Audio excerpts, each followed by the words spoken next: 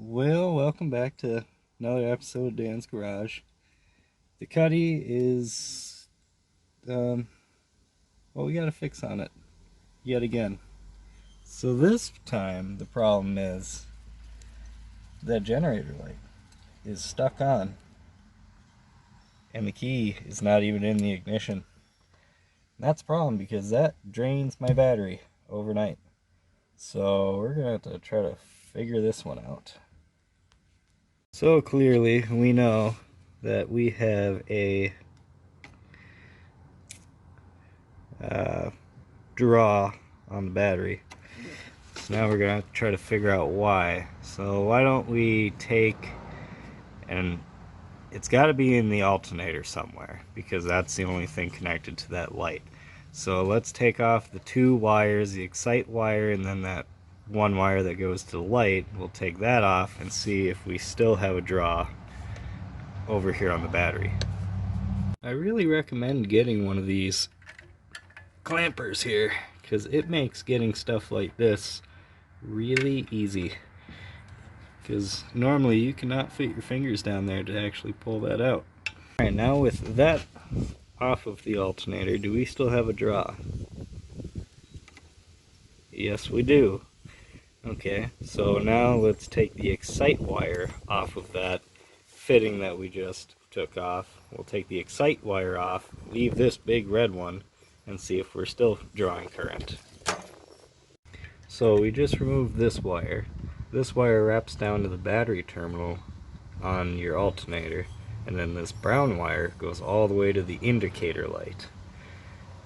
So let's see if we still have a current after we removed that whole system out of it. Alright, moment of truth. Do we still have... Yes, we do. We still got that. That's unfortunate. Well, now I guess we'll remove the other terminal and completely disconnect the alternator and see if that stops our draw. Now we have the alternator completely disconnected. So let's see if we still have a draw on that battery. Survey says nope. So we isolated it to the alternator.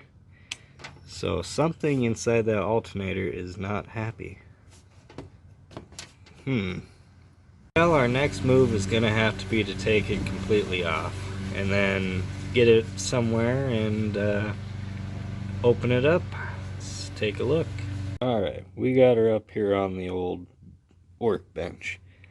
So if a diode went out on this alternator, that could be letting current pass by. So I think what we're going to do is we're going to break this guy apart and break this guy apart. This is a spare. I broke the end off there, so it's pretty well useless. It's a 63 amp and this is a 120 amp. So we might break this guy apart, steal the diode out of him, put him in here, go put it back on the car, and see if that solves our problem or if we're just even more confused. Alright, well, this is the old alternator, and turns out this one is no good. Well, come on, focus now. Focus, there you go. So you got burnt stuff all over the place in there. So I am almost guaranteeing you that that is going to be exactly the way that one looks. But only one way to find out. Well, they do not look exactly the same. This guy, the new one, nice one, the 120 amp, doesn't seem to have any damage in it at all. Except those stupid needle bearings fell out, which is going to be very annoying to put back in. Unlike this guy that got all torched. But I'm wondering if those are the actual diodes itself.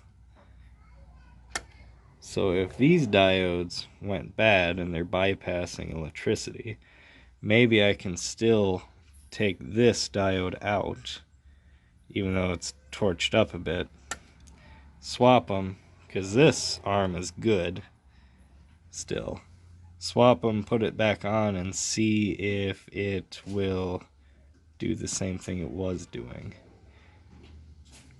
Because if nothing else, then, you know, I'm still at square one anyway. So that's what I'm going to do next. You know what, taking a second look at this now that I have it out, I don't think I'm even going to try. That is just torched. So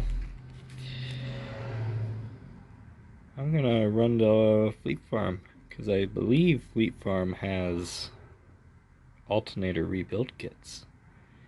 So we're gonna run there and see what we can see.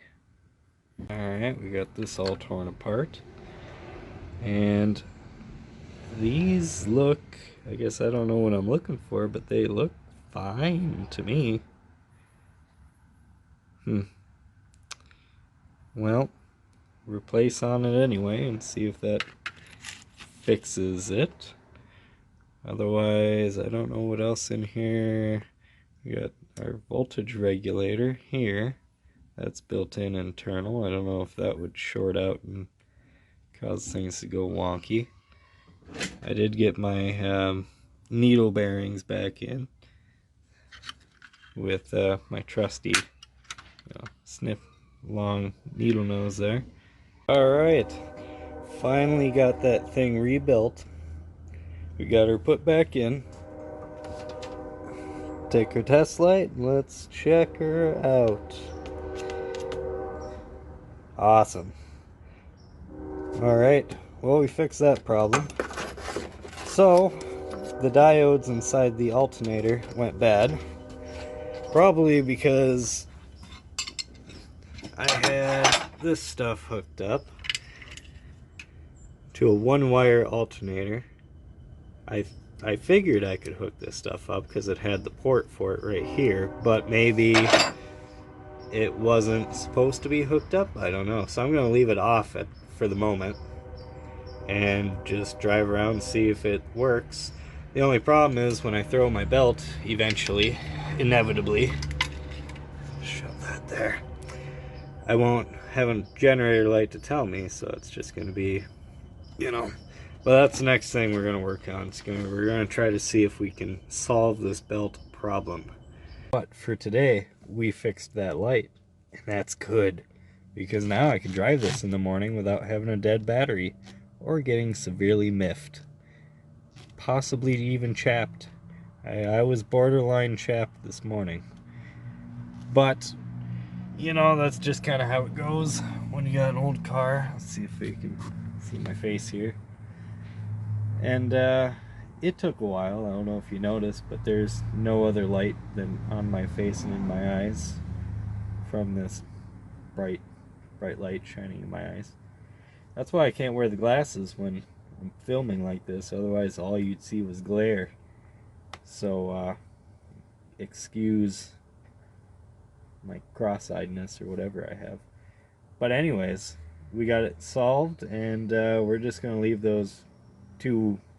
that plug-in off for now and just see if what it does. I don't know why the diodes all of a sudden went on my nice alternator, but they did, and we fixed it.